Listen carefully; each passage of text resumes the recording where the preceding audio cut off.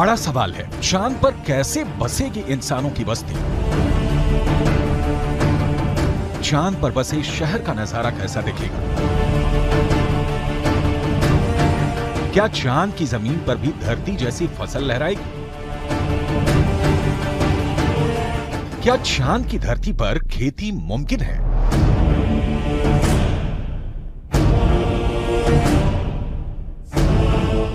विज्ञान कहता है कि चांद पर अभी इंसानों के रहने लायक वातावरण नहीं है, लेकिन नासा का कहना है कि आने वाले वक्त में चंद्रमा की धरती को रहने लायक बनाया जा सकता है। लेकिन दावे के मुताबिक चांद पर बसने वाली बस्ती नहीं होगी सस्ती। अंतरिक्ष में चंद्रमा धरती का सबसे करीबी पड़ोसी पिंड है। पिछले 6 दशकों में इंसानों ने 100 से भी अधिक मून मिशन को अंजाम दिया है। सभी मिशन को कामयाबी नहीं मिली, लेकिन इन मिशन ने चांद को सबसे ज्यादा खोजा जाने वाला स्थान बना दिया और अब चंद्रमा पर जीवन की संभावनाओं की तलाश हो रही है।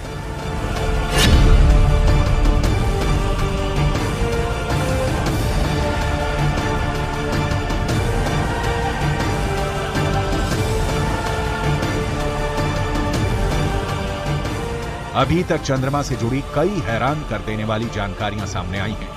दावा किया जाता है कि चंद्रमा की मिट्टी में कई तरह के खनिज हैं। चांद की सतह पर पानी होने के भी सबूत मिल चुके हैं। वैज्ञानिकों का मानना है कि चांद पर जीवन के सबूत भी मिल सकते हैं। संभावना जताई जा रही है कि भविष्य में चंद्रमा पर मानव बस्ती बसाने का सपना पूरा हो सकता है, लेकिन ये काम इतना भी आसान नहीं है। चंद्रमा पर इंसान के कदम भले ही साल 1969 में पड़ गए हों,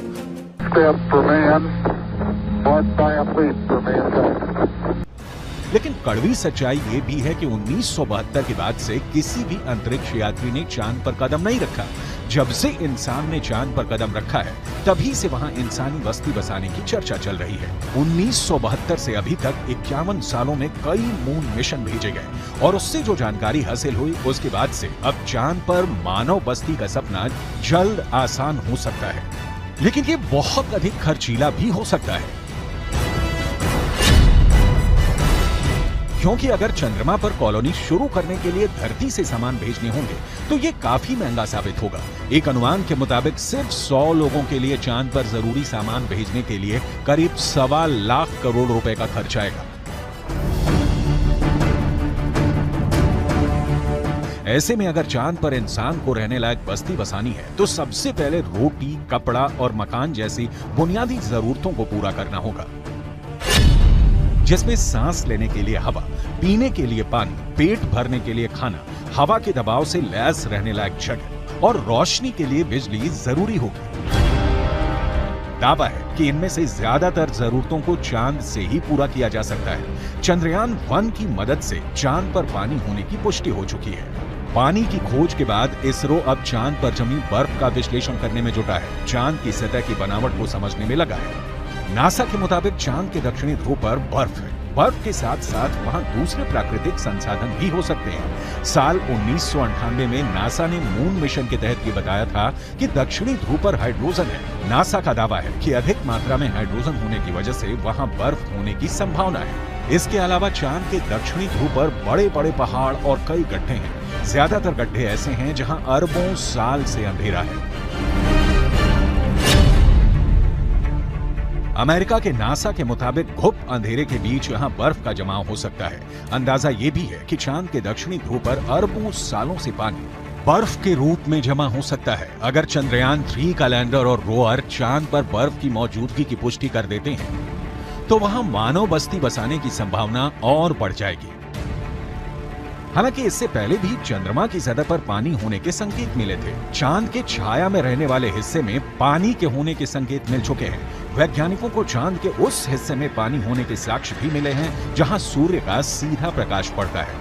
ऐसे में अगर चंद्रयान 3 चांद के दक्षिणी ध्रुव पर पर्याप्त बर्फ होने की पुष्टि कर देता है तो चांद की सतह पर मौजूद बर्फीले पानी से इंसानों की बस्ती और चंद्रमा पर अर्थव्यवस्था के लिए आधार को तैयार करने में मददगार साबित हो सकती है। आइए रसायन विज्ञान की भाषा में समझ लेते हैं कि ये कैसे मुमकिन हो सकता है। रसायन विज्ञान में बर्फीले पानी का रासायनिक सूत्र होता है H2O। पानी एक एक अणु में हाइड्रोजन और ऑक्सीजन 2:1 के अनुपात में मौजूद होता है, यानी पानी के एक अणु को हाइड्रोजन और ऑक्सीजन में तोड़ा जा सकता है। H2O equals H2 plus O2, यानी पानी की मौजूदगी में चांद पर सांस लेने के लिए ऑक्सीजन बनाना आसान है। वहीं पानी से हाइड्रोजन और ऑक्सीजन को अलग करके ईंधन के तौर पर इस्तेमाल कर सकेंगे। साथ ही साथ पानी से चांद पर बिजली भी तैयार की जा सकती है। साफ है, चांद पर मौजूद पानी कई समस्याओं का समाधान हो सकता है। पानी के इस्तेमाल से सिंचाई के लिए खेती का काम भी आसान किया जा सकता है, क्योंकि चांद पर इंसानों की बस्ती को लेकर रिसर्च कर रहे वैज्ञानिकों को तब बड़ी कामयाबी मिली थी जब चांद की मिट्टी में पौधे उगाए गए। अपोलो 11 मिशन के दौरान करीब 22 किलो सामान चंद्रमा से लाया गया था।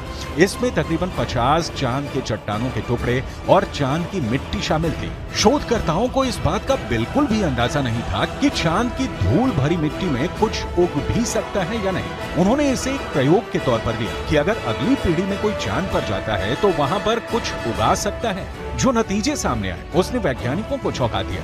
ऐसे में अगर चांद के दक्षिणी ध्रुव पर पर्याप्त मात्रा में पानी नहीं मिलता तो चांद पर बस्ती बसाने का सपना अधर में लटक सकता है।